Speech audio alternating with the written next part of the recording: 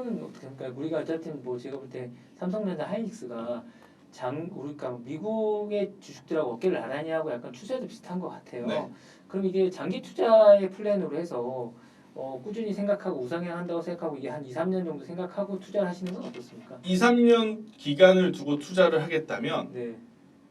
나눠 사는 걸 저는 2주에 한 번, 월별로 한 번 네네. 사야 된다고 봅니다. 네네. 그러니까 우리처럼 매일같이 사는 사람들은 사실 매일 사서 뭐 2주 어떻게 2년 뒤에 3년 뒤에 보는 건 의미가 없어요. 그런가요? 오늘도 사고 내일도 사는 사람들은 결국엔 한 달, 두 달 뒤를 보면서 지금 트레이딩 전략을 세우는 거고 네네. 만약에 내가 2년 뒤에 3년 뒤에 정말 그야말로 그 아이언맨에 나오는 것처럼 네네. AI 시대가 우리 집에도 네네네. 내 주변에도 자비싸면 툭 튀쳐 나와서 네네. 해주는 시대를 생각하면서 투자를 하실 거라면 월별로 쌓아가는 게 가장 편해요. 네네. 월별로 쌓아가면 어떤 장점이 있냐면 시장이 하락하든 올라가든 계속 사게 되니까 리스크가 점점 줄어듭니다. 네네네. 줄어들어요. 그래서 만약 정말로 장기 투자를 원하시면 지금 왕창 사서 묻어두는 게 아니라 네네. 여러분들 예를 들어 볼게요. 삼성그룹사 좋잖아요. 네네 좋습니다. 그죠? 근데 삼성중공업을 한번 볼게요. 좋잖아요. 이거를 주봉으로 한번 볼까요? 월봉으로 한번 볼까요? 자, 2015년에 왕창 샀다고 칩시다. 네네. 그래, 이제부터 조선사이클, 슈퍼사이클 온다니까 내가 사서 배가 설마 모자르게 하겠어? 네네네. 2년 뒤에 3년 뒤에 열면 적어도 한 100% 올라와 있을 거야. 자, 지옥문이 이제 열리기 시작을 하죠. 네네. 다다다다다. 이게 여기까지 오는데 15년 걸렸어요. 15년 걸렸어요. 근데 만약에 여러분들 2년 뒤에 열어보겠다 싶어서 한 달에 한 번씩 사면 어때요? 계속 다달이 모아가기 때문에 평균 단가가 낮춰지기 때문에 우리가 주식이라고 하는 게 언제나 우상향, 그러니까 길게 보면 우상향이겠죠. 네네. 하지만 그 가는 과정에서 이렇게 내려왔다가 10년을 쉬었는데 2년 만에 이렇게 올라올 수도 있다는 거잖아요. 그렇기에 만약에 길게 보시면 월별로 아니면 2주에 한 번씩 사는 게 제가 지금까지 거의 한 20년 가까이 주식을 해왔지만 그 고객분들이 하는 매매들을 보면서도 느낀 게 이게 시간과의 싸움에서 절제를 이길 수 있는 방법은 없겠구나라는 생각이 들더라고요. 그래서 2주에 한 번, 한 달에 한 번 사는 게 저는 훨씬 낫다. 그러면 이게 뭐 제 그냥 그 개인적인 생각인데, 그러니까 그렇게 사시는 분도 있겠지만 네. 뭐 삼성전자도 3만 원어치 살 수가 있고 네. 이렇게 돼 있으니까 매일 3만 원어치를 사면 네. 한 달에 60만 원어치를 사는 거 아닙니까? 뭐 이렇게 사는 방법. 그거는 완벽히 전 좋죠. 그런가요? 저는 그렇게는 괜찮은데 네. SK하이닉스 200만 원이잖아요. 네네. 오늘 그러니까 이제 이게 투자 자금이 얼마냐에 이제 네네. 차이가 있는 거죠. 만약 예를 들어서 내 전 재산이 1,000만 원이 네네. 얼마나 소중해요. 네네. 하나 사기도 겁나고. 그런데 그 1,000만 원을 SK하이닉스에 다 샀을 때 아마 플러스 마이너스 변동성이 나오면 버틸 수 있을 것이냐의 문제인 거죠. 네네. 조금만 빠져도 어떻게 모은 돈인데 벌써 마이너스 100만 원. 네네. 조금 더 빠지면 150만 원. 과연 버틸 수 있을까? 그렇게 되면 그냥 뚜껑 닫고 버티자 모드로 강제적으로 타의적으로 장기 투자가 될 수밖에 없거든요. 네네. 그래서 투자 자금에 따라서는 이제 매매 방법이 다르겠지만 우선은 저는 최대한 나눠 사는 게 가장 안전하다라는 의견을 드리겠습니다. 이제 뭐 주식을 하다 보면 뭐 경험이 많으시니까 여쭤보고 싶은 것 중에 하나가 네.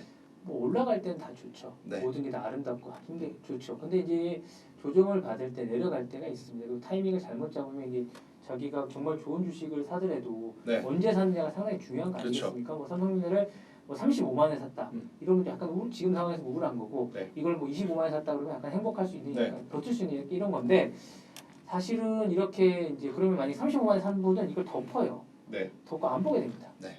이런 것들을 약간 어떤 데 떠나면 안 되잖아요. 계속 있으면서 뭔가를 계속 도모하고 그래야 되는데 어떻게 해야 됩니까 이렇게? 덮을 수 있는 것도 2배 레버리지를 안 샀기 때문에 덮을 수 있는 겁니다. 자, 이건 2배 레버리지 사신 분들이 보셔야 되는 전략일 것 같아요. 네네. 만약에 이제 우리가 주식을 함에 있어서 사실 내가 왜 삽니까? 올라갈 것 같으니까 사는 거죠. 네네네. 아마 많은 투자자분들에게 물어봐도 내려갈 것 같아서 사시는 분들은 거짓말일 거예요. 네네네. 안 그래요? 내가 지금 사는 이유가 올라갈 거니까 사는 건데 만약에 그 방향성이 틀렸어요. 그러면 이제 두 가지를 해야 되죠. 더 살 거냐, 손절할 거냐. 요 두 가지를 일단 먼저 선택해야 돼요. 더 살 수가 없으면 물리적으로 더 살 수가 없으면 방법은 하나인 거죠. 네네. 손절해야죠. 네. 그런데 이 손절을 할 때 어떤 마음가짐을 가지고 손절을 해야 되냐면 예를 들어 그러니까 예를 들게요. 삼성전자예요. 네네네.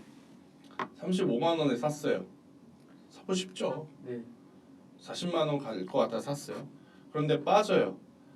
그러면 저는 지난주에도 말씀드렸지만 대형주 기준으로 마이너스 7%에서 마이너스 10%가 빠지면 저는 손절한다고 이야기를 했잖아요. 네네네. 딱 요 구간에 손절하게 되어 있습니다. 요 구간에. 네. 그러면 욕을 하겠죠. 또 털렸구나. 꿍시렁 욕을 하겠죠. 네. 그런데 이제 그럼에도 제가 참을 수 있는 건 뭐냐면 내가 이번에 실수했지만 다음번에 내가 요 앞전에 샀던 매수가에 오면 다시 산다라는 생각을 가지고 있으니까 네, 맞습니다. 네. 공략할 수 있는 거예요. 공부가 되는군요. 네. 만약에 그냥 이런 기준이 없이 팔아요, 사요, 어떻게 해요? 이거는 지금은 의미가 없어요. 왜냐? 워낙 6개월 동안 지금 수많은 국민들이 삼성전자와 SK하이닉스에 들어왔기 때문에 평균 단가가 다 다르겠죠. 그거 다 다르죠. 네, 다 다르겠죠. 그리고 그 가격마다 투자 심리가 다 다르겠죠. 네네네. 그래서 이렇게 조정이 오면 조정이 왔을 땐 개인 투자자분들이 본인만의 기준을 좀 만들어야 되는데 저는 그 기준 중에 가장 중요한 건 손절할 수도 있고 추가 매수도 할 수 있지만 더 중요한 건 다시 살 수 있는 용기가 있을 거예요. 보통 투자자분들은 이 종목을 한번 손절을 하면 이 종목 안 해요. 네, 안 봅니다. 다른 종목 가죠. 네네. 그런데 저는 끈질기게 여기서 승부를 볼 때까지 다른 쪽으로 안 갑니다. 아, 그렇군요. 저도 많이 해봤어요. 지워 그래 손절해. 다른 거 신용 미수 해가지고 그 2번이야. 해보셨어요? 지금이야. 아, 그런데 10번에 7번, 8번 성공해도 남은 한 번, 두 번의 실수 때문에 계좌가 더 쪼그라들더라고요. 네네. 그래서 지금까지 해본 결과 그래 어차피 내가 이번에 실수했지만 다시 살 수 있는 용기가 있으면 40만 원까지 또 들고 가는 거잖아요. 네네. 그래서 저는 삼성전자를 비롯한 여러분들이 보유하고 있는 종목군들이 지금 속상하다면 다시 살 수 있는 용기가 있을 땐 잘라도 돼요.